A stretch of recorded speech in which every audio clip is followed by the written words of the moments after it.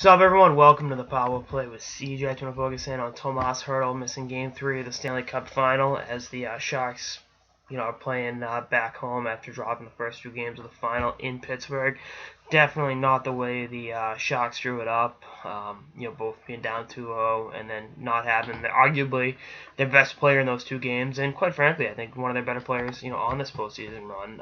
He's shown that he's, pretty damn good player. I know he really kind of burst on the scene and had that, 4-goal game 3 years ago, and kind of, between the injuries and everything else, never really got back to that level, and then, in these playoffs has looked outstanding and been, a big reason why the Sharks are in the Stanley Cup Final.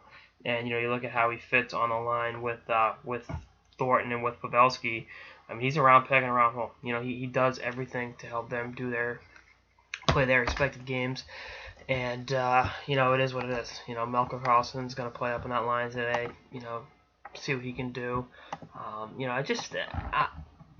It's made the task of digging out of a 2-0 hole that much more difficult because, again, when you don't have one of your better players, you're up to shit's creek without a paddle. But I still think the Sharks win tonight. I still think they dig down deep, take it to another level, use whatever cliche you want, but I think they will be, a team that won't go out easy. They're not gonna fade away into the West Coast sunset, if you will. They're gonna go give this Pittsburgh team everything they can handle, and then see what they have after that. But we'll see how it all shakes itself out. It's definitely gonna be a great game. Those fans in San Jose are gonna be into it. They've waited a long time for a Stanley Cup Final game, and they will be on their feet for 3 periods rooting on their team. Now, is that enough to offset the loss of Tomas Hertl?